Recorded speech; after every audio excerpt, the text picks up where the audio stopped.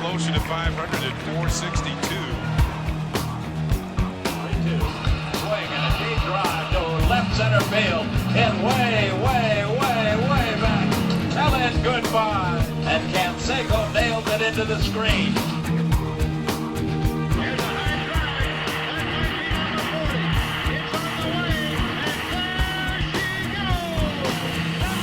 40. It's on the way. And there she goes. Number 40 for Jose Canseco. Jose Canseco has written a much-talked-about book he calls Juiced that purports to tell the truth about his own use of anabolic steroids and human growth hormone. From what I'm hearing, more or less, I was the only individual in Major League Baseball who used steroids. So that's hard to believe. Former Major League Baseball star Jose Canseco has officially filed for bankruptcy protection in the state of Nevada. The six-time All-Star lists less than $21,000 in assets and almost $1.7 million in liabilities, including more than $500,000 owed to the Internal Revenue Service.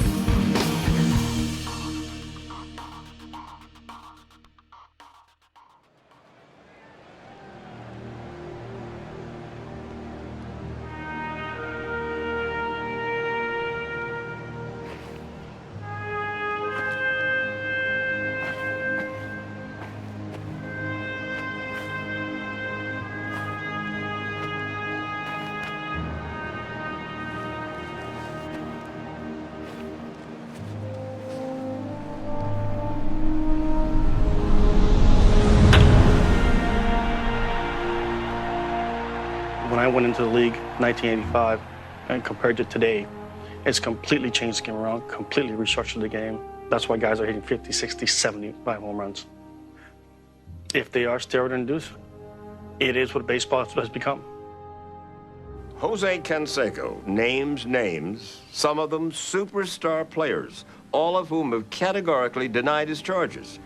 But none of them agreed to talk to us on camera about it, though they and many others are publicly calling Canseco nasty names, mainly a liar.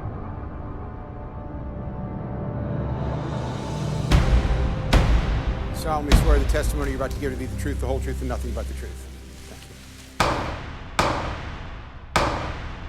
Mr. Chairman, members of the committee, distinguished guests, my name is Jose Canseco, and for 17 years I played professional baseball.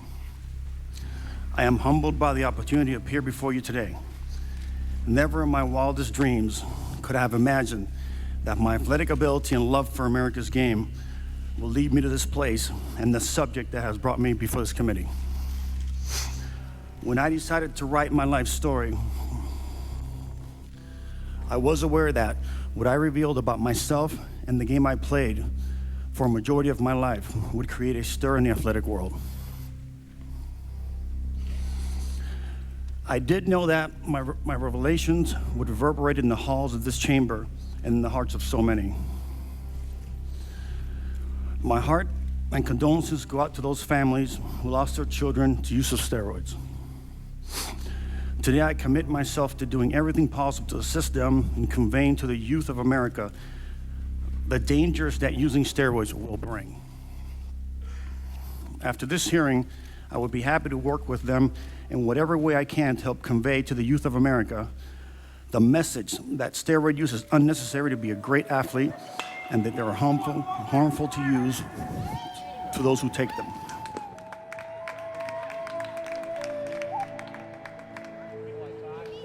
Baseball is the national pastime. And what you are saying is that the national pastime is juiced? National pastime is juiced? It's true. It's true. Yeah, It is. that's what And, you're saying. and it's reality.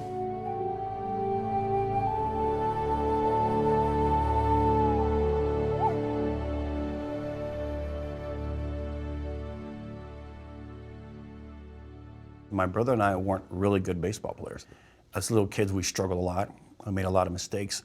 We played with much older players like Palmeiro and Danny Totterbaugh, who these guys were maxed out in ability in high school. I mean, they were incredible players. They were 100 times the player I was. I was a nobody. I was a kind of like filler, a fill-in. And these guys, Totterbaugh, Palmeiro, were looked up to. They were already touted to be the next major league superstars.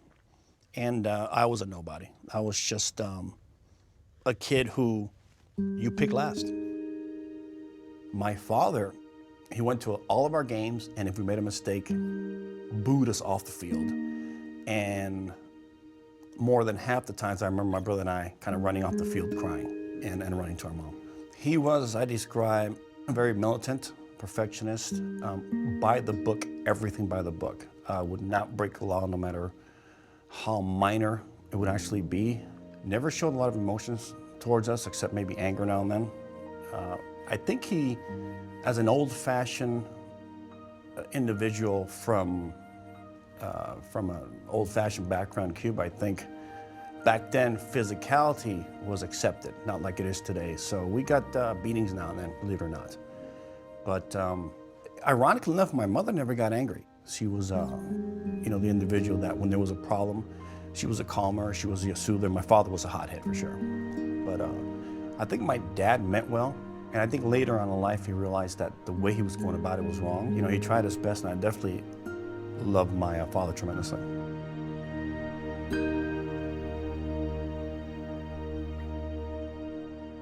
I grew up liking the Yankees, and Mickey Mantle, idolized him, and I was a big Yankee fan. I used to write a lot of athletes when I was younger. I'd write them letters asking for a picture of them, and they'd send me an autographed picture. I've got pictures of nearly all the Yankees, and a lot of the Orioles. I got Brooks Robinson, Mickey Mantle, Boog Powell. I got Tim McCarver from St. Louis. Just a lot of different athletes. I think it's cleaner back then. I believe them guys, it's just more honest and just, you know, back in the day, back in his day, everybody used to wear a suit to the game, and it just seemed like they was more intent on winning to me than they was what their paycheck was.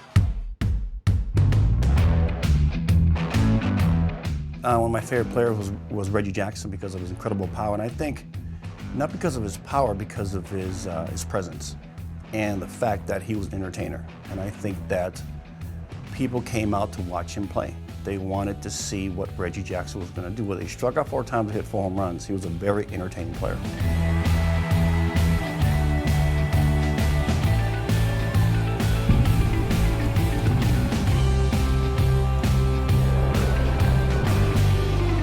Time out. There's a lot of background noise. You guys picking all that up?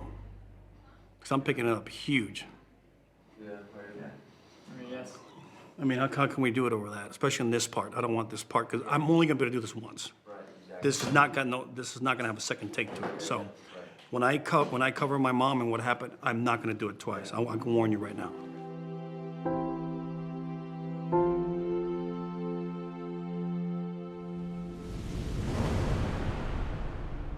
My mom was always there to protect us, to guide us. She actually was known for that because she used to take care of our family and other kids around the neighborhood and so forth. So she was very quiet, extremely old-fashioned, very caring, a homemaker, individual who stayed home all the time, only spoke Spanish.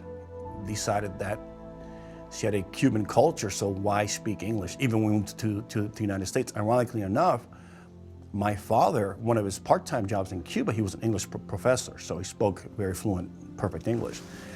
And but my mother decided, no, I'm of Latin background descent. I'm just going to speak Spanish. I'm not going to learn a lick of English. But she was always there when my father would try to administer beatings to protect us. And you know, she was kind of like the foundation of the actual family. She was, you know, the individual that when there was a problem, she was a calmer, she was a soother. My father was a hothead for sure. But I think my father did the best he could. My first few years of minor league baseball, I really didn't have a future but something tragic happened that corrected me. You want to talk about that, or? Yeah, why not?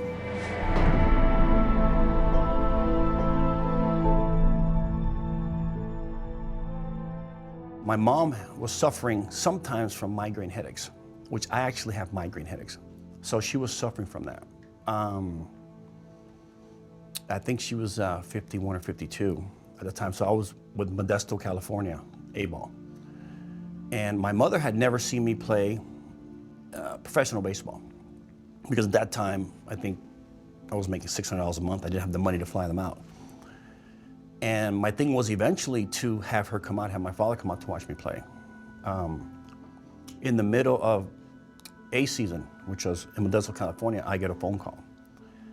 And at this point, I was in between quitting baseball and trying to do something else. I was struggling a lot, very young, very immature.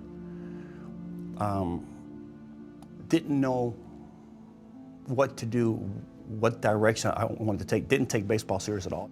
My stats were poor. And mid-season they call me, and my sister says, come home.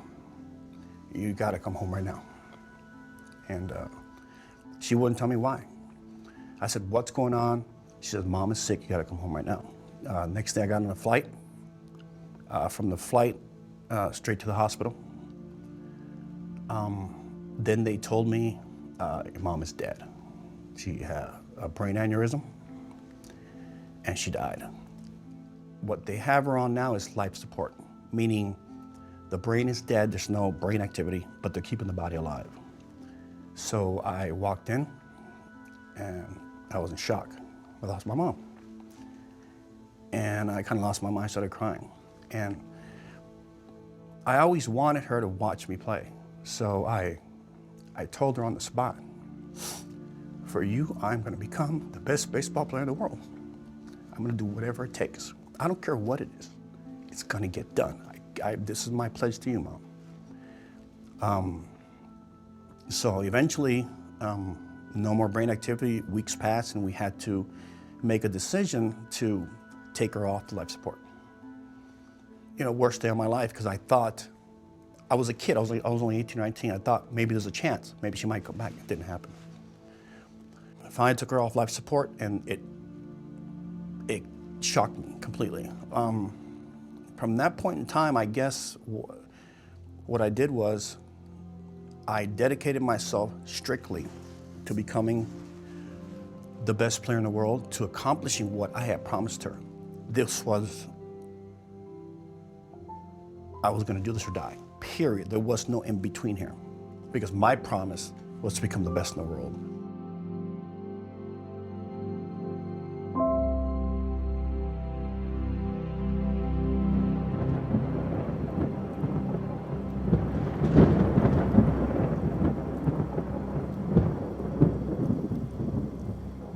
From what I'm hearing, more or less, I was the only individual in Major League Baseball who used steroids. So that's hard to believe.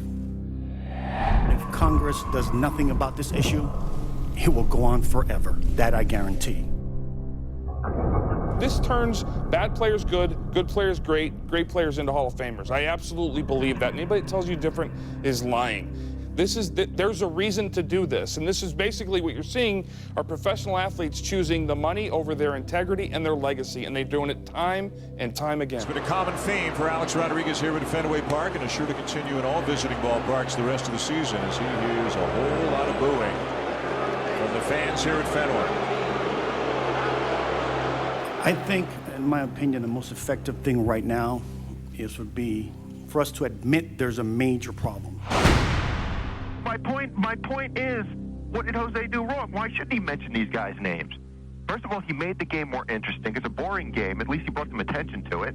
And why should he mention these guys' names? If Mark McGwire's doing steroids, which obviously he is because he's not suing Jose over this, let him be a man and stand up and say, yeah, I'm doing them. That's what Jose's doing. It's kind of a touchy subject, I guess. You know, you can't hate him for touching the truth, but it feels like it's kind of just a money-making scheme for him. You know, he just seems like he's a depressed human right now. You follow his Twitter, he talks about his girlfriend or wife, whatever they are.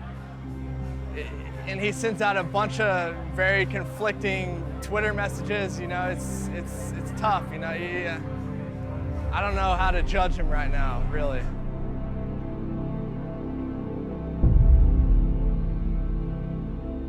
Before that period of time, never thought about using steroids. Never considered them. I knew about them. I had friends that were using them. I didn't want to go that route. I met a friend of mine. His name was Ricky. And I asked him, how can I become bigger, faster, stronger? At this point in time, I'm completely consumed and obsessed with becoming the best player in the world. I did everything possible, read up, found information, talked to people, looked at workout techniques, looked at diets, analyzed the game, got every edge possible to become the best in the world. I'll never forget the day when Ricky says, well, you can, at that time I'd grown a little bit, maybe 6 feet, 6'1", about 160 pounds. I said, well, I know how to make you stronger. I said, how? He says, steroids. I went, let's do it. If that's gonna take me to my goal of what I promised my mother, we're gonna do it. I remember the first time he injected me. We were in his house, in his bathroom, and very nervous. I didn't know what to expect. Things were going through my mind as he's injecting me, like, oh my God, am I going to die? Am I going to, like, you would hear all these myths and rumors about steroids. All of a sudden, is my forehead gonna expand? Am I gonna grow a horn? I mean, these things were going, am I gonna make noises just like a horse? What's gonna happen? So basically he injected me and nothing happened. I said, that's it? He goes, that's it.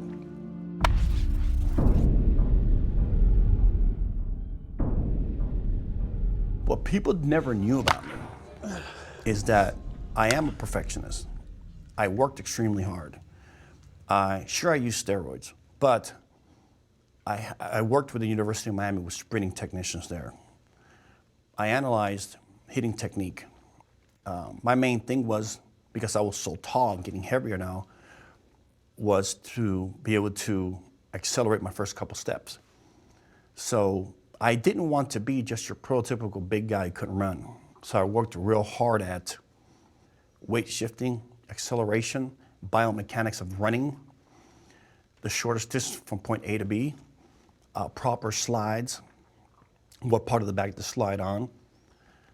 I watched videos of pitchers, what tips they would give off, their timing from the pitcher's mound to home plate, who the catcher was, how long it took him to release a certain pitch, what certain counts to run on. So I analyzed everything. I took every advantage possible. You know what? It's not enough to get to the major leagues. That's never enough. If you're going to get there, be the best in the world at it. So it wasn't enough yet. In '87, I think I stole 15 bases, was thrown out twice. So now I was experimenting.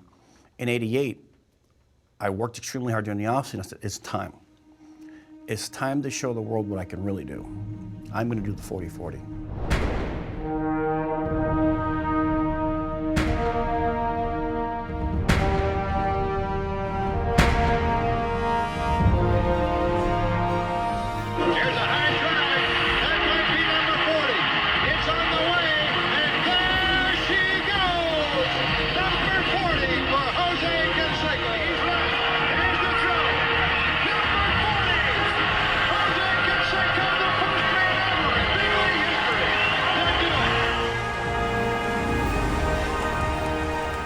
Believe it or not, when I took off, the adrenaline was so high, I felt like I was floating. I didn't feel my body. I didn't really have control. And I remember sliding in, being called safe, and looking in, and LaRusse and everybody telling me, pick up the bag, pick up the bag. I didn't know I could do that. So I actually leaned over, grabbed the bag out of the actual ground. Now these bags are in the ground with the pipe pretty hard. So I was so much adrenaline flowing, I just like pulled it right out. I felt like I pulled out the whole ground and put it over my head like I did it. I remember that night, still not feeling like I fulfilled what I did for myself, my mom, until the world acknowledged it. What I would say didn't matter. It was what, the fans would say, the critics would say. And that year, after all that, I was unanimously voted the MVP and ranked the best player in the world. And it says so in the papers. Yeah. Everywhere, all over the world. And that's what I said, look, I did it, Mom. For you.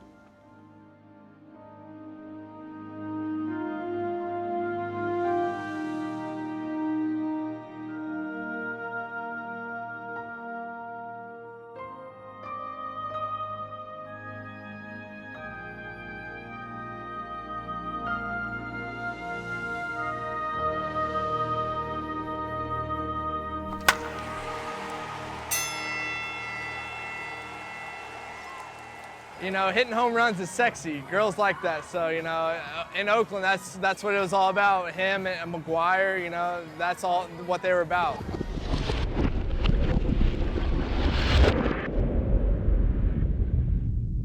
I think there's a huge misconception of what steroids do to you or for you. No ifs and buts about it. I think people believe that an average guy off the street can inject himself with steroids and become Superman. But then again, Captain America did. That's a problem. I saw the movie Captain America basically took an average guy, very small guy who couldn't even get into the Army or Navy or Marines, and put him in this kind of like canister and injected him with chemicals. All of a sudden he came out Captain America. Chemicals and steroids do not work that way at all. That's just a movie. You cannot make an average individual with no hand-eye coordination, depth perception, or athletic ability a professional athlete, nonetheless a major league superstar. It's an impossibility. You already have to have incredible God-given talent, hand-eye coordination, depth perception, and tremendous athletic ability to make it in any sport. Even then, that doesn't guarantee you're going to make it. So you have to have the right mindset, work values, and work ethic to become successful. I've heard a lot of people say, well, yeah, if he would have not used steroids, he would not have even made it to the major leagues. That's one of the most false statements I've ever heard in my life. Makes no sense.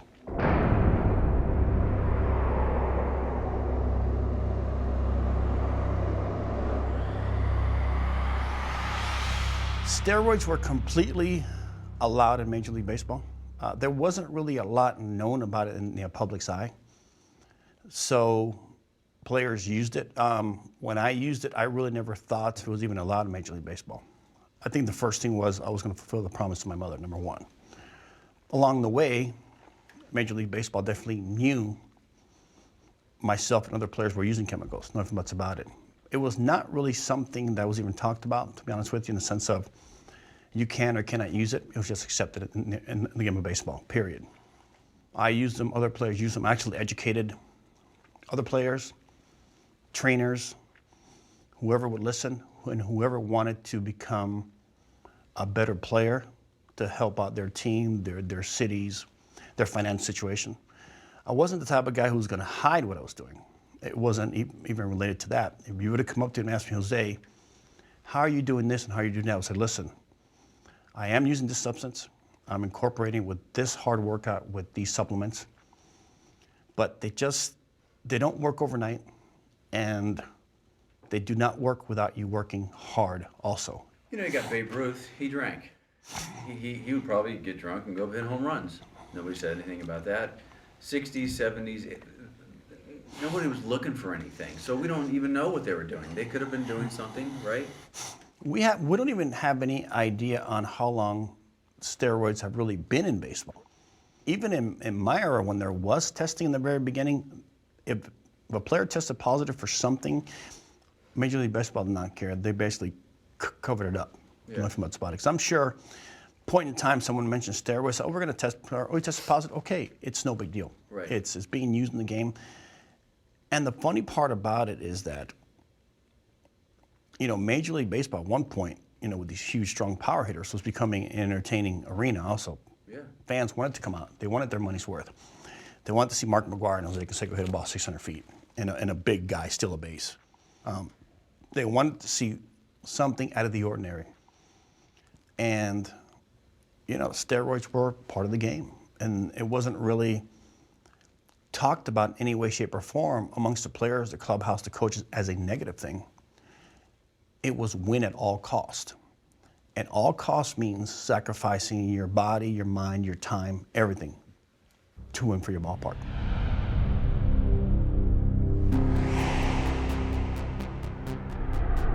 Did you know that other players were using steroids? To my knowledge, I don't know. You didn't know. Mr. Canseco? Absolutely, yes. Now, you say it so affirmatively, you knew others were doing it, but the others seem to be vague about it. Was it only where you were playing? Okay, I didn't hear you, sorry. Well, they seem to be vague as to whether other players, whether it was known by the players that some players were using steroids. Do you think that there should have been any doubt in anybody's mind that steroids was being used by, would you say, a large number of players? There should have been no doubt whatsoever, none. Well, does it stop with ball players? Steroid use has grown. Do you think that the team trainers, the managers, the general managers, and even the owners might have been aware that some players were using steroids? No doubt in my mind, absolutely.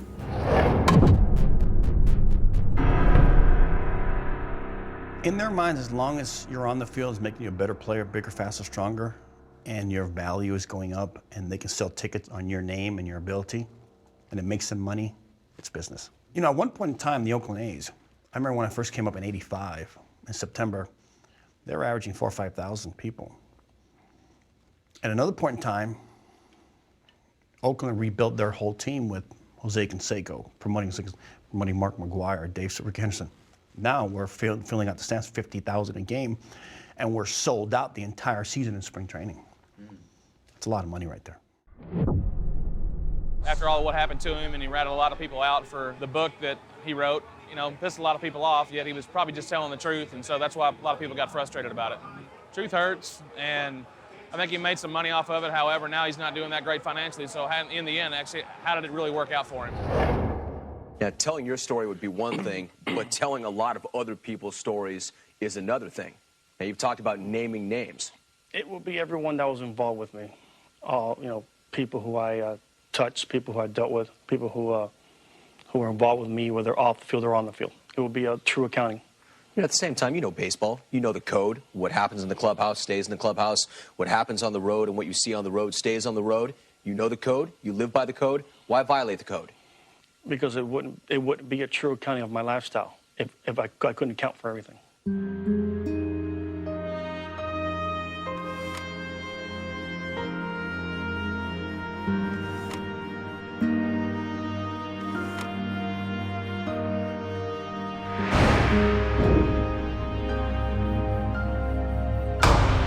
Coming from professional baseball, would you say that perhaps you've known people that have taken steroids and that you've seen the ill effects on that, or would your message be that you've seen the direct effects of steroids? Let me just note here that House Rule 11 protects witnesses and the public from the disclosure of defamatory, degrading, or incriminating testimony in open session. I've accepted by my attorney's advice not to comment on this issue.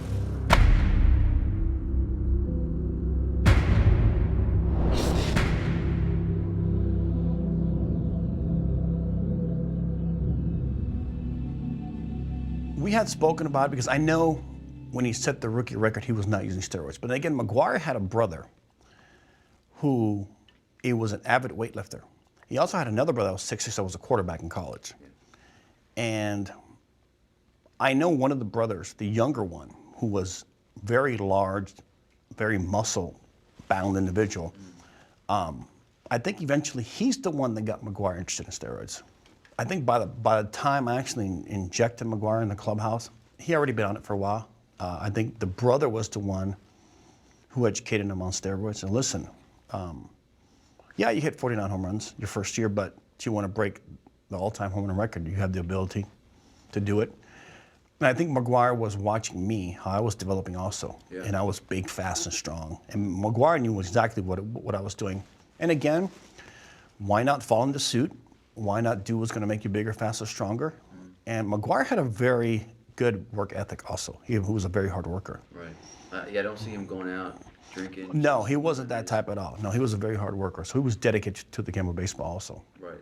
And obviously we saw that when him and Sammy Sosa both broke the home run record, obviously both on steroids, and brought the game back up to where it was, the best game in the world. I mean, I think Major League Baseball owes these guys a lot of gratitude.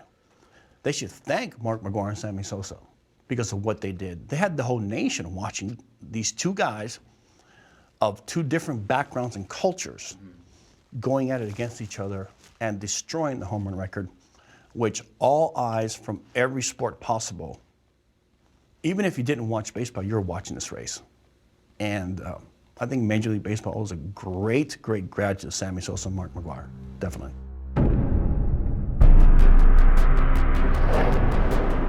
If you'll go down the line again, I'll ask another question that everyone can answer simply and directly, I would hope.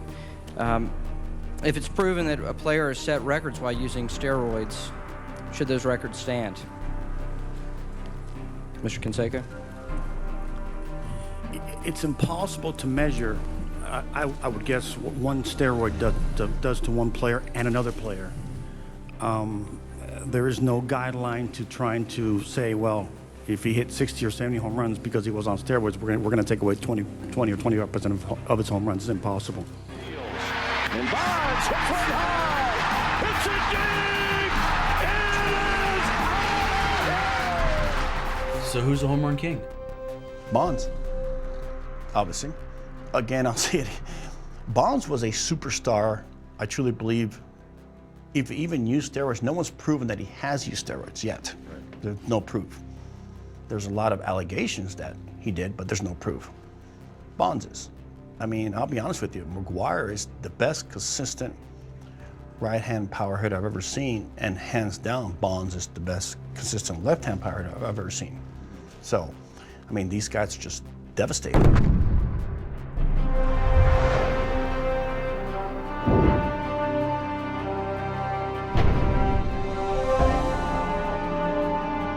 And now he trails the great Willie Mays by 12 as he gets one inside. You know, the way the Tigers pounded him inside the first game, you know he's got to be looking in there. Alex Rodriguez, the highest paid player in baseball. He's basically the poster child back into Major League Baseball. Alex Rodriguez and I were very good friends when he was very young. I actually took him under my wing and brought him to my home, helped him out. There was an interview with Peter Gammons I saw, and Peter said, what kind of substances were you taking? You say steroids. A-Rod, Peter, that's the thing. It was such a loosey-goosey era.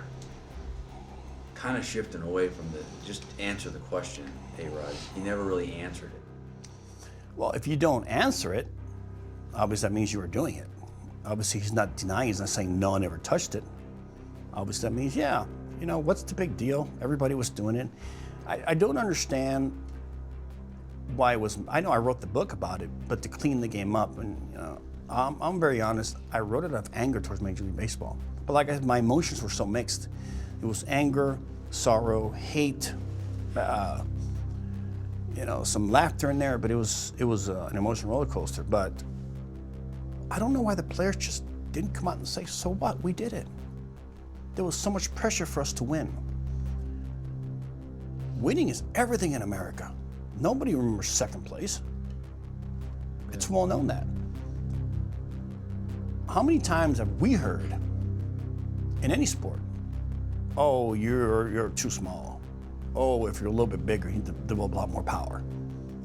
So us as kids take it as, we're gonna do anything possible to fulfill what you want. I think that we're overlooking the fact that we can only hold the players accountable, but all wrongdoers, including management, trainers, front office, and all should be involved in this if we really want to clean up the situation we now find ourselves in.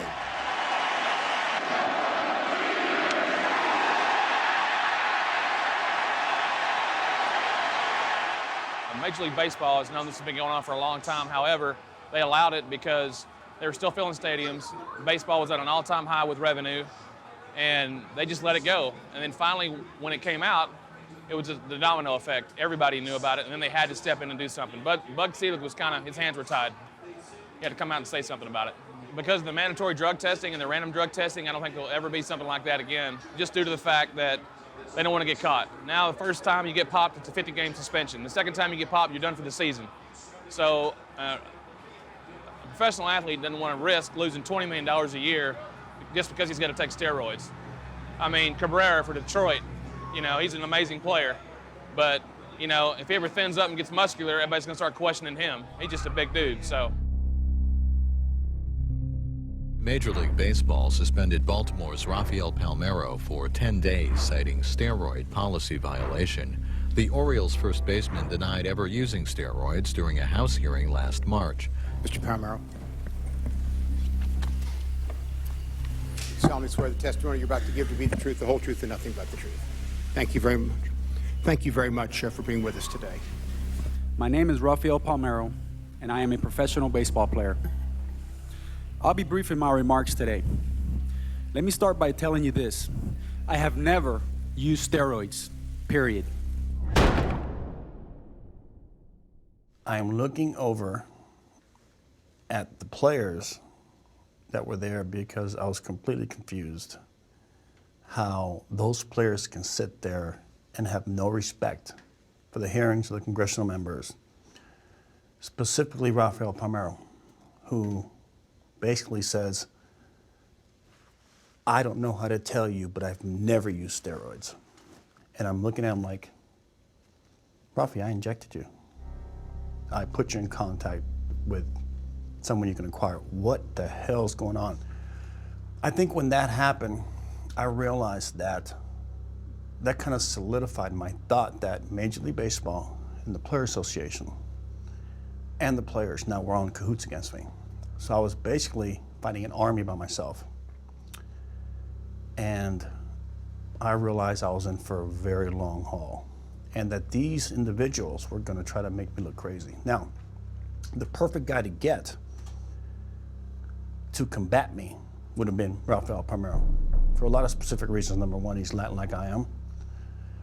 He was known as a very quiet, trusting individual, gentleman in the game of baseball that you know of.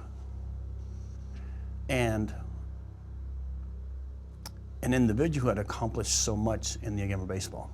But what people didn't know behind closed doors was real simple. Rafael Palmeiro had just tested positive for steroids. Major League Baseball knew that.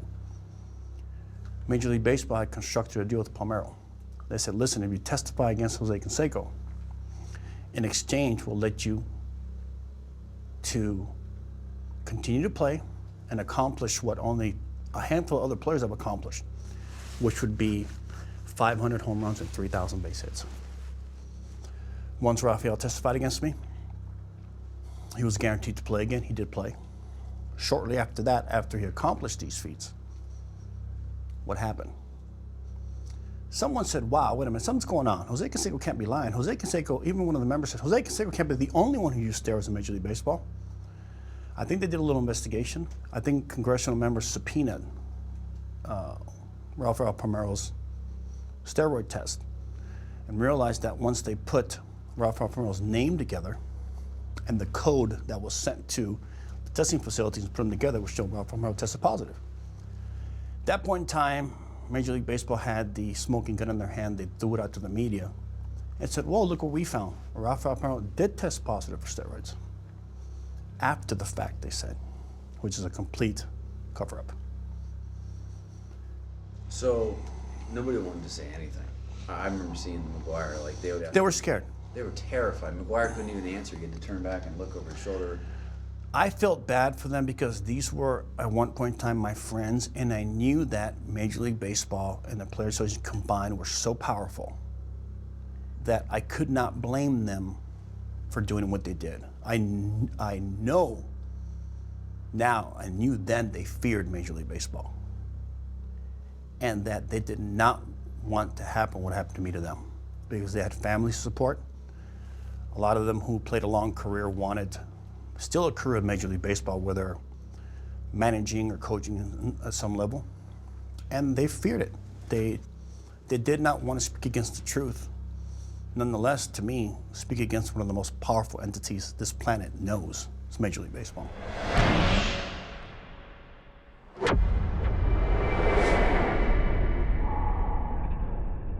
I played 17 years.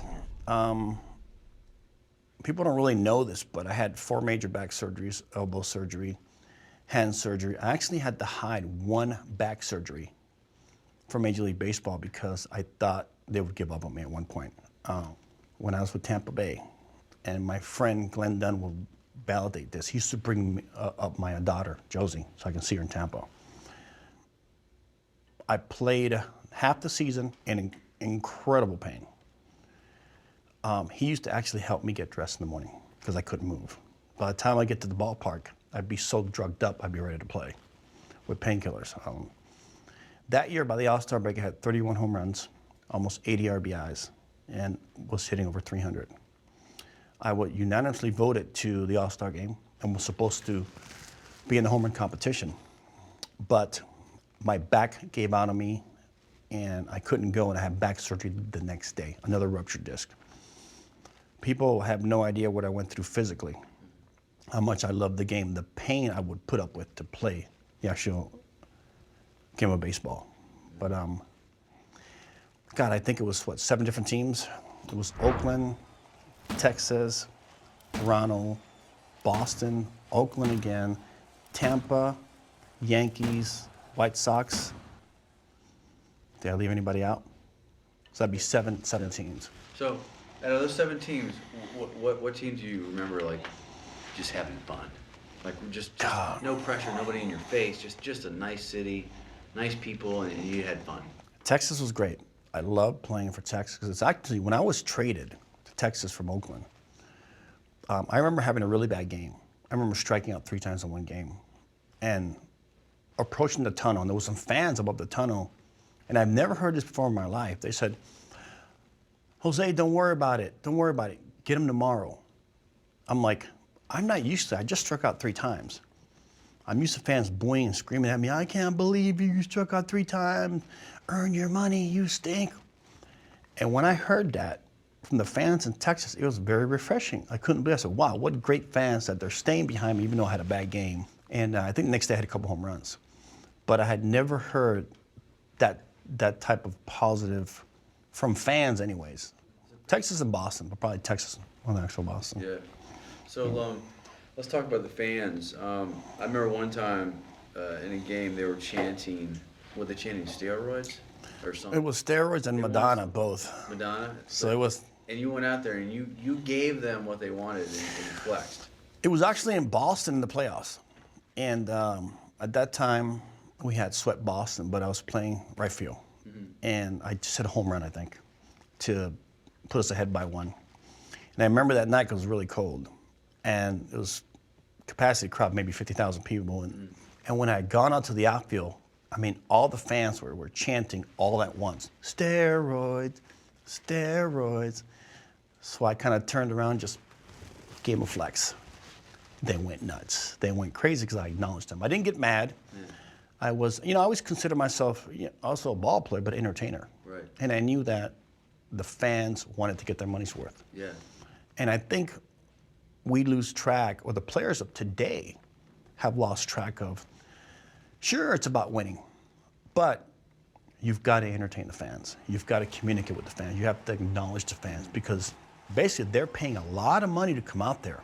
If you're putting the bat on the ball, there's going to be a job for you somewhere, right? Sure, definitely. Well, you did that last year with Chicago. You're leading me to believe that you can still do that. How is there not a job for you if you can still do those things? I cannot give you that answer right now. It will all be in the book. There is a very definitive answer to that. And once you hear the answer and the explanation, you will definitely say, yeah. The reason why I wrote the book was because I wanted my fans and people to understand what happened to me. Because all of a sudden at 36 years old, I had disappeared from the game. And if you look at my first year, my stats, I had Rookie of the Year and MVP. Look at my last 5 years. They're actually better than my first 5 years. Home runs, average, slugging, on-base percentage, everything is better. So how all of a sudden at 37 years old, I disappeared. I couldn't find a job. Nobody wanted me. We can't touch you. No organization ever said, you're too old or you can't play anymore. It was simple, we can't touch you. I went to an open tryout for and I'll never forget this, for the Dodgers. Open tryout meaning to the public, anybody can come. Lasorda was there. I think I ran the second fastest time in camp, hit extremely well. And then the media covered this. So after it was all said and done, the media asked Lasorda, did Jose Canseco make the team? Lasorda stated, he looked like he was out of shape. That was a direct slap to my face because I've never been out of shape my entire life. And how do you run the second fastest time in camp if you're out of shape? To me, that was also saying indirectly, Jose, you're never going to get back to the game. No matter what you do, no matter what grade of shape, no matter what you accomplish, we're not going to let you back in. Lasorda has been known to give, very direct quotes to people that are kind of spiteful, and that was what that was for. At that point in time, I realized that I have no chance of getting back to the game of baseball. No way, shape, or form they're going to allow me back in. And it was all, this was before I wrote the book Juice, it was all over sending a signal to all the players. Jose Canseco brought steroids into the game. Jose Canseco educated the players, the trainers. We lost control of the salary structure. We want him out. You didn't bring steroids into the game. Well, if they were there, no one had accomplished what I had accomplished with it. So it's not the fact that you're using a substance, it's the fact what you accomplish on this so-called substance that really matters. To me, that was the final nail in the coffin, that I knew there was no chance. Then I said, wow, what do I do? Do I just go away, clam up, and not say anything, disappear from baseball at just 37 years old? 1988's American League MVP has just tweeted, "Welcome to hell." Major League Baseball could have taken this route. They could have said, listen, Jose, I actually met with the Players Association, by the way. I asked them, please help me, this is what's going on. So we can't help you. Players like Alex Rodriguez and other players were coming up to me. Jose, be careful, you're being blackballed. I said, I know I can't do anything about it. I'm trying, but I can't.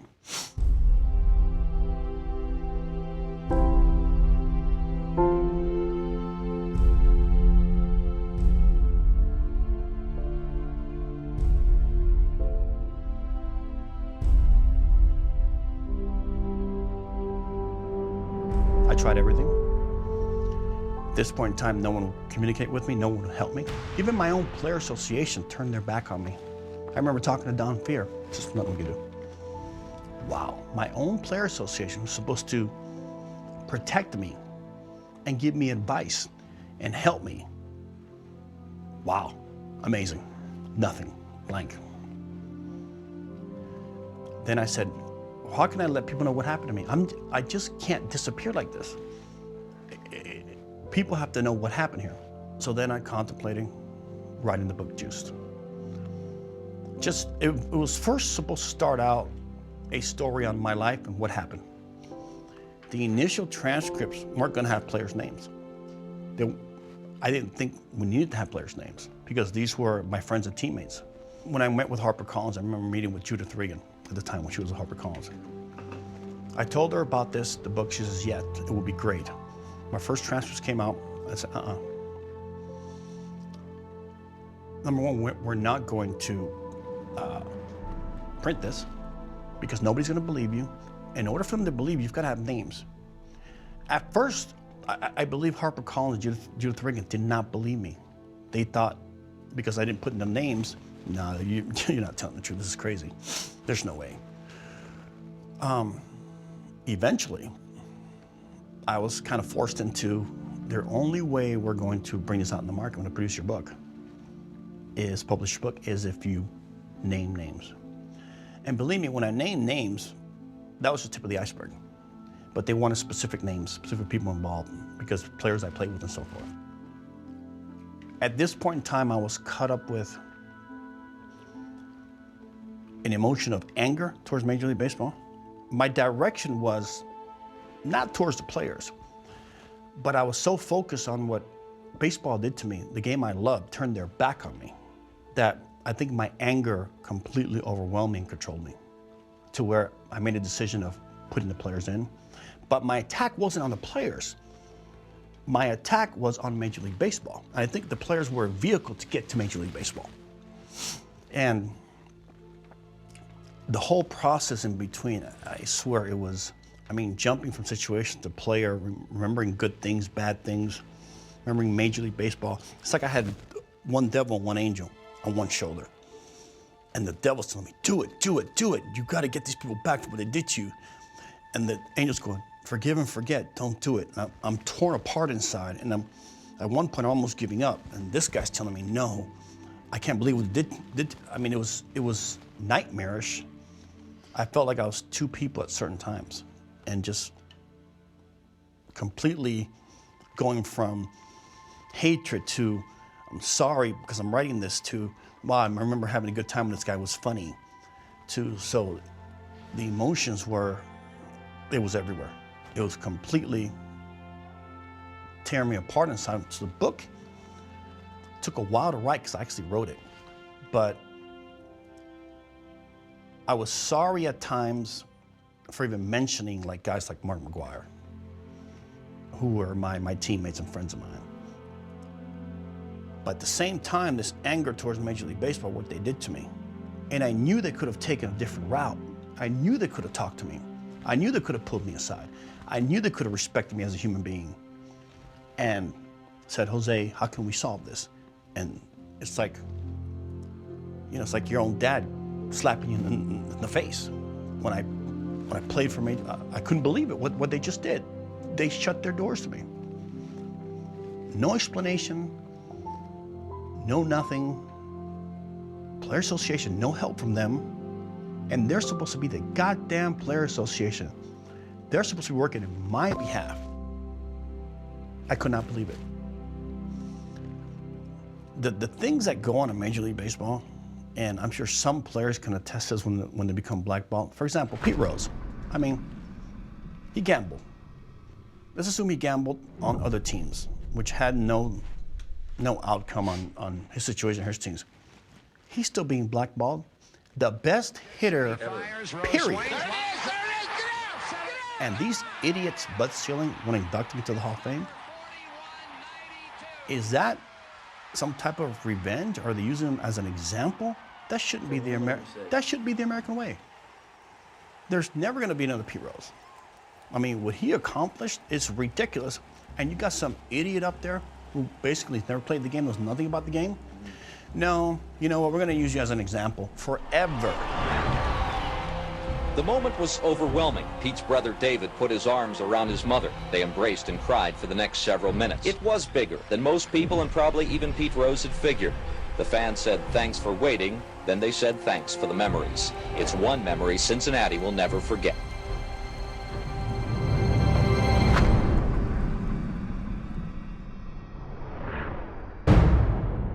Seems like if baseball is so powerful, why doesn't it just fix itself? You said it, because it's so powerful. That's the key, because it's so powerful. It became powerful not fixing itself. It became powerful doing what it wants.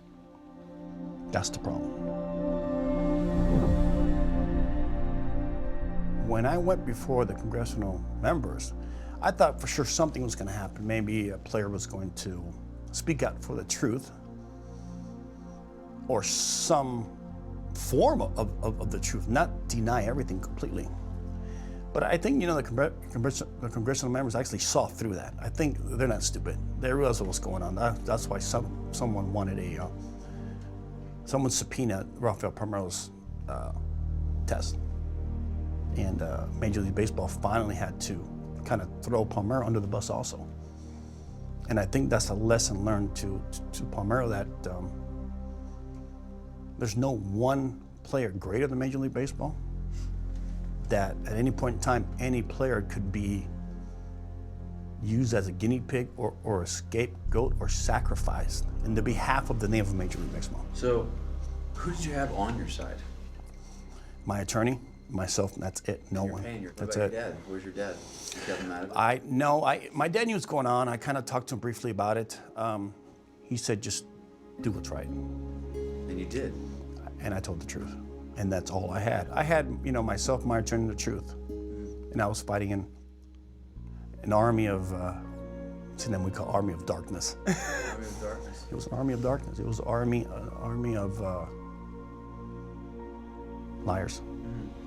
So when the liars were called out as liars, wasn't it your fault that they lied? I think eventually that's what happened. I think eventually, when time went on, I think everyone saw it. It seems like people didn't really care. It didn't matter. I believe that Major League Baseball is the best sport in the world, the most powerful sport in the world. And if you really look at it, it's always not just survived, but it's thrived. It's gotten better. Look at the TV packages now. Look at the new ballparks, increased fans. The game is better today than it's ever been, especially monetarily, financially, viewership, fans, salaries for actual players. Everybody's benefiting from it. Unlike any other sport in the world, baseball's it.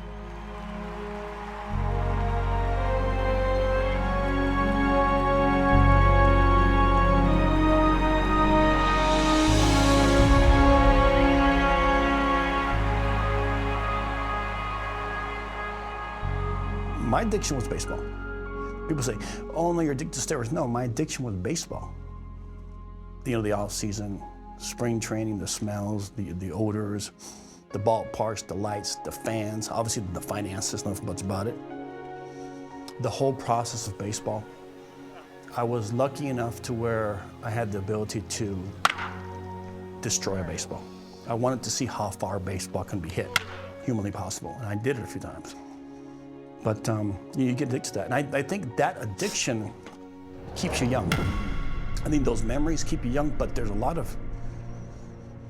later on, a lot of bad memories involved. So how do you filter out the good with the bad? It's very difficult. I think the constant nightmares I have don't allow me to really kind of filter the bad ones out. It's difficult.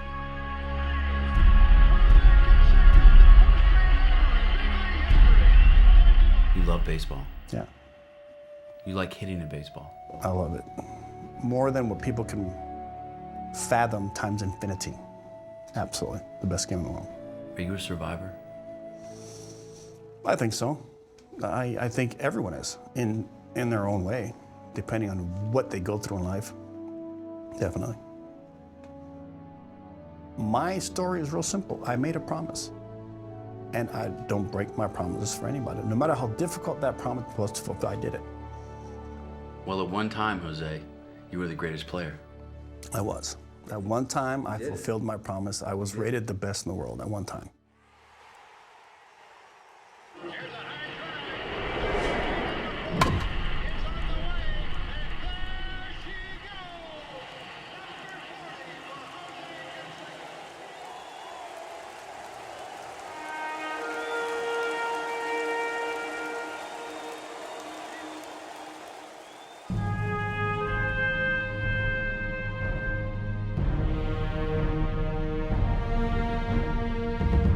Down in Laredo, there's a line that divides two countries. For Jose Canseco, there's a line that divides two different life experiences. From World Series champion and admitted steroids user to a man looking for forgiveness and a chance to play again. From victory parades to eviction, Jose Canseco has found a way to get back in the batter's box with a chance to help others learn from his mistakes.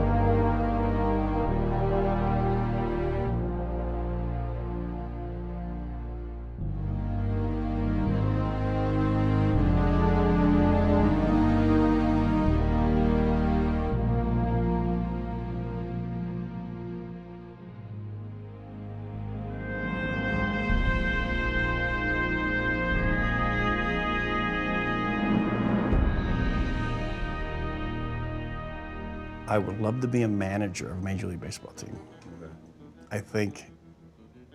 I'm sure the odds are better if, to win the lottery.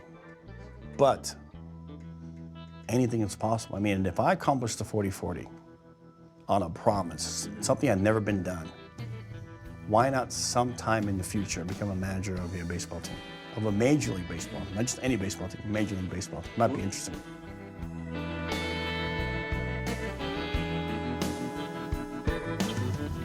You go through life with a little sunshine, a day of rain. Clouds drift in and out, sometimes happiness, sometimes pain. Life can be simple, and nature be so cruel. You take a life, give another, make up, be the one that rules. Little things at once seem a lot bigger to another. Trust that your heart will beat and bring faith into your brother.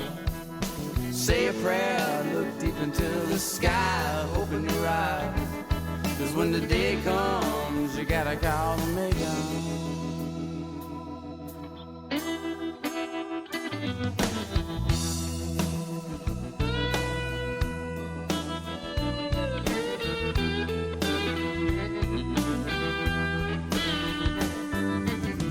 Like a casino, you win a game or two. You're supposed to forgive somebody sometime. Everybody makes mistakes. City nights, yeah, they leave you like a fool. Like a game without any pieces, a box without any tools. The dice is in your hands, you got to tell me what you're gonna do.